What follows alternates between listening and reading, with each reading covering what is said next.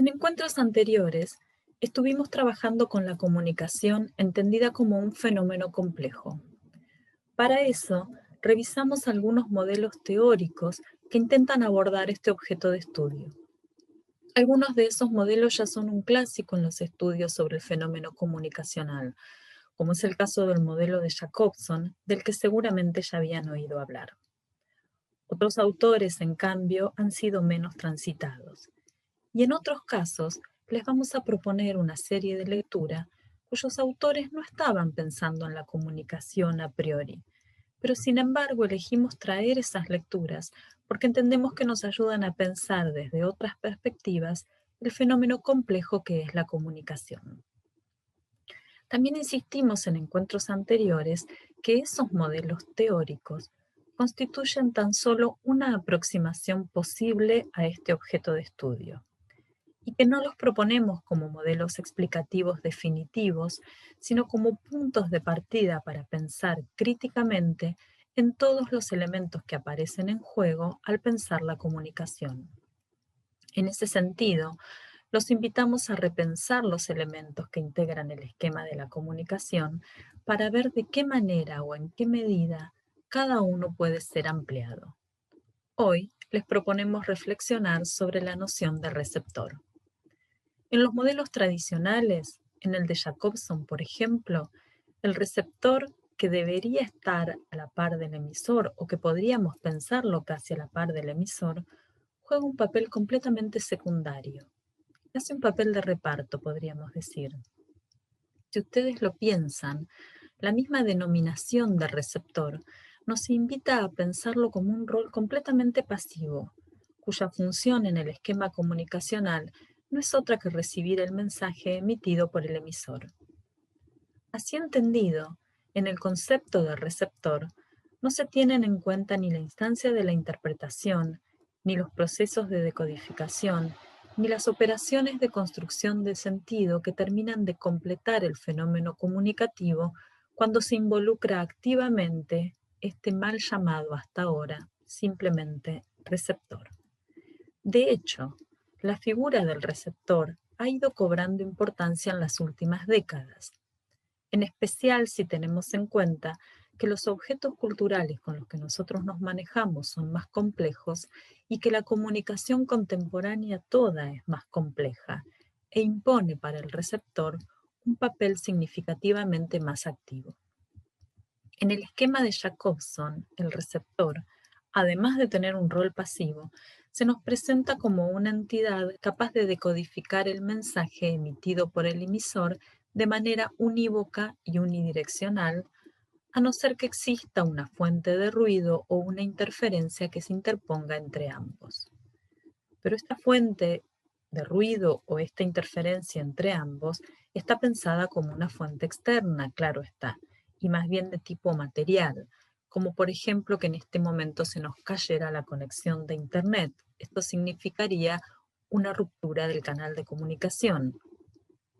Como la está pensando Jacobson, la comunicación unívoca y unilateral supone que el mensaje emitido por el emisor, así como está, con las mismas intenciones, los mismos efectos de sentido, con toda la carga de significación implícita, va a ser recibida por el receptor.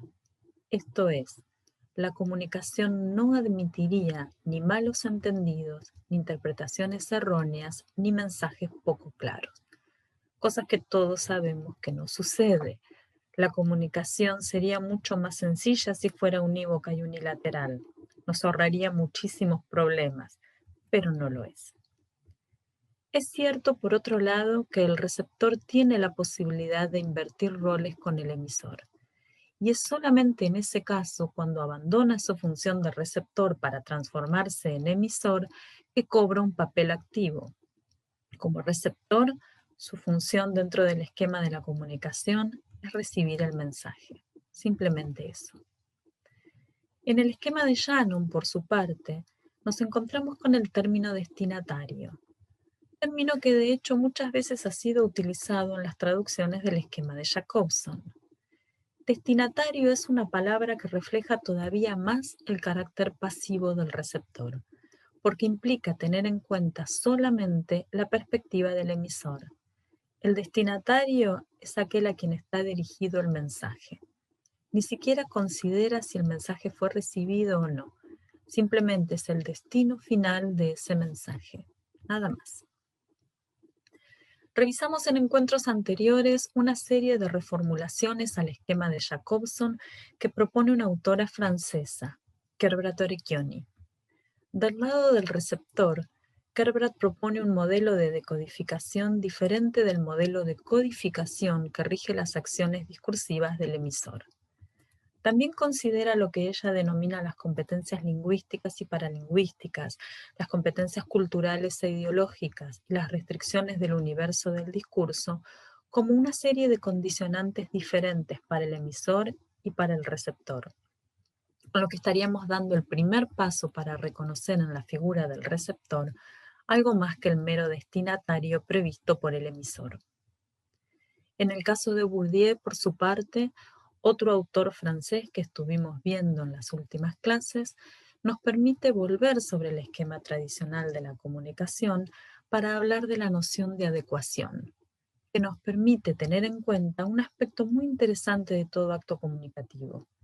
Es tan importante aquello que se dice como cuándo, dónde, cómo y a quién se lo dice.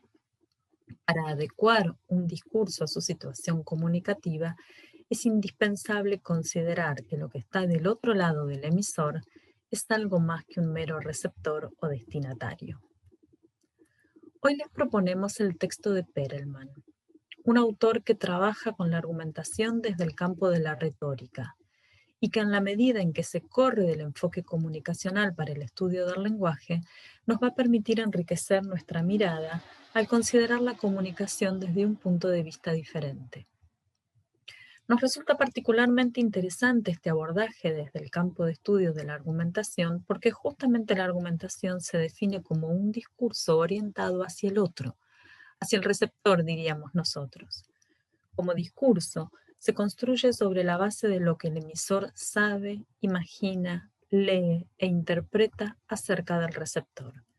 Y en ese sentido, esta figura que en los modelos tradicionales aparecía minimizada, cobra ahora un papel estelar.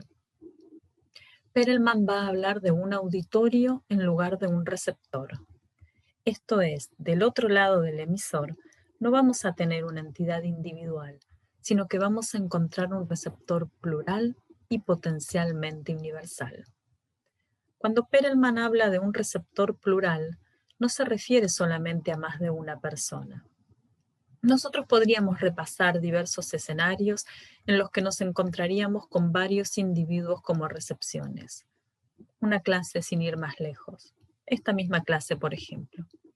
Y podríamos considerar si ese conjunto múltiple, heterogéneo y prácticamente inabarcable puede ser previsto o imprevisto por el emisor, juega un papel activo o pasivo en la comunicación, tiene derecho a voz, a réplica o no. Aunque podríamos hacer esto, lo que más nos interesa en la idea de auditorio es la posibilidad de pensarlo como una construcción del emisor. De esta manera, aparece incorporada toda la diversidad que existe en la recepción, y es por eso que podemos hablar de un auditorio, aunque tengamos delante una sola persona. Y como la diversidad en la recepción es prácticamente infinita, para Perelman, la variedad de auditorios es también prácticamente infinita. Les mencioné que este autor trabaja con la argumentación desde el campo de la retórica. En este sentido, uno de sus principales intereses va a ser la búsqueda de una técnica argumentativa que se imponga ante cualquier auditorio, independientemente de su diversidad.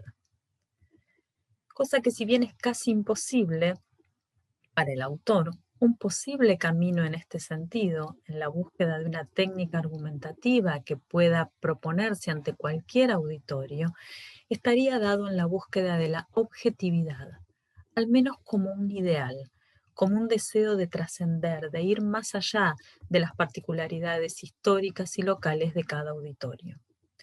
Sobre esta idea de la búsqueda de la objetividad como un ideal, de la objetividad como una construcción del discurso, Vamos a volver más adelante, cuando trabajemos con la ficción de objetividad, pero sí nos interesa dejarlo ahora planteado en relación con la figura del receptor. Y por último, otra cuestión sobre la que queremos hacer hincapié es la distinción que establece Perelman entre persuadir y convencer, dos términos que en el lenguaje cotidiano solemos utilizar como sinónimos, pero que en este caso son aprovechados por nuestro autor para señalar una diferencia no menor. En el caso de la persuasión, Perelman considera un uso del lenguaje ligado a aspectos más subjetivos. La persuasión sería la forma del discurso argumentativo más frecuente en la vida cotidiana, en donde los motivos van a primar sobre las razones. Podemos pensar en una discusión sobre fútbol, por ejemplo, o en muchos intercambios políticos, del discurso político. En cambio, el término convencer quedaría ligado a una verdadera transformación de los esquemas del pensamiento. Implica un proceso racional y reflexivo que se basa en la fundamentación lógica. A diferencia de la persuasión, en el acto de convencer predomina un uso más científico del lenguaje y está involucrado en todas las áreas de la producción del conocimiento. Nos gusta terminar las clases con una hipotética pregunta de parcial, que no va a aparecer en el parcial, claro está, pero que nos sirve para condensar los principales elementos que planteamos en cada una de las clases. En este caso, una buena pregunta de parcial podía pedirles a ustedes que definieran el concepto de comunicación teniendo en cuenta, por ejemplo, el de la persuasión. O bien podríamos preguntar, por ejemplo, de qué manera la noción de auditorio nos permite repensar el esquema tradicional de la comunicación. Hasta la próxima.